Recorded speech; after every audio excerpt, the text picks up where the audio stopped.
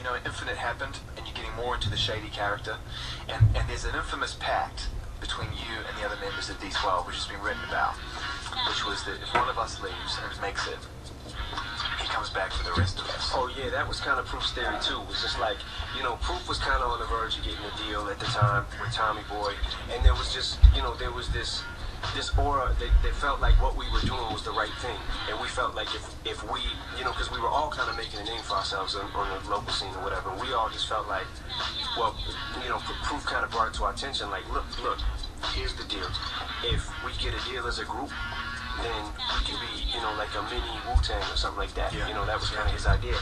And if one of us gets a deal, it'll just broaden our chances. You know what I mean? Yeah. Like if somebody, let's say just somebody wanted to only sign Bizarre, yeah, you know, then they would come back for us, you know? Yeah. It's Unity, which held, you know, which you've held right through, and true to your word, you did.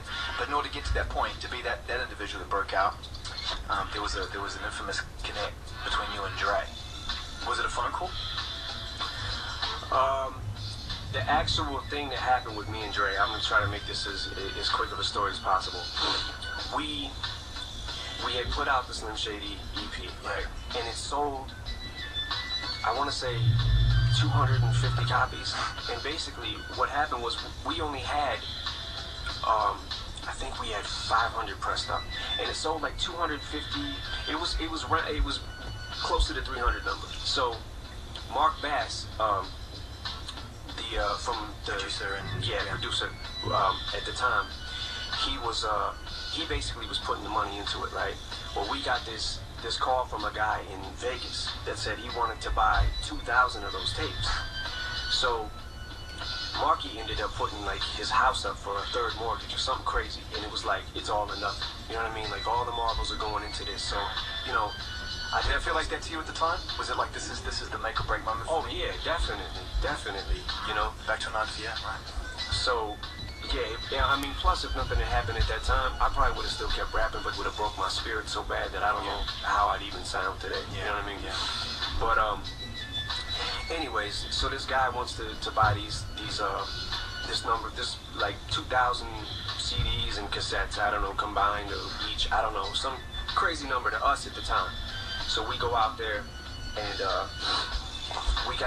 he got us a plane ticket out there, and we go out there, and I'm putting stuff on consignment. Like I'm going around in stores to Vegas, and I'm putting like tapes and CDs on consignment or whatever. And I'm doing that for like 2 days, and the guy, I guess he met with the guy, and he bought some CDs or whatever.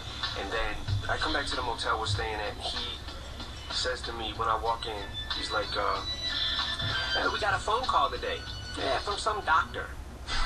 And I'm like, some doctor? He's like, yeah, he said his name. Now, Marky is like a jokester. And he was like, yeah, some doctor. I don't know, Dr. Dre. So I was like, Marky, this ain't funny. You know what I mean? It took a minute for it to actually be the real deal. When did you first speak to Dre? Was it in person or was it on the phone? It was in person. Oh my Lord. What's going on through in your mind when that happens, given your journey, this point, the struggle? Well, I mean, the whole day, like, seems pretty superficial to me, you know, when I think about it. But that whole day was just like, one thing after the next was like, I can't believe this is happening. Us getting in the car to go to Interscope, us being in Interscope, us seeing plaques on the wall of like famous artists, you know what I mean? Like this could actually be real. And when Dre walked in, you know, were you cool? Were you trying to play it cool? Were you trying to, you know? Oh yeah, I played it cool. But I mean, I would have just started joking about him humping his leg within about 5 minutes. That's a little weird, but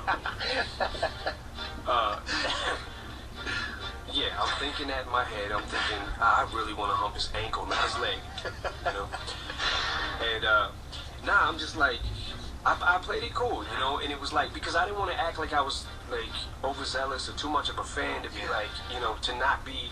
I just wanted to present myself like, I guess, as I was, like laid back, you know, and struggling, hungry, wanting to basically like, but you know, I mean, obviously I was all ears for everything he said, you know, but the fact, basically we knew that was going to happen that day. We kind of figured it out from that day, and Dre was just like, where do we go from here? Let's get the paperwork done, and it was just like, walking out of it was like, oh,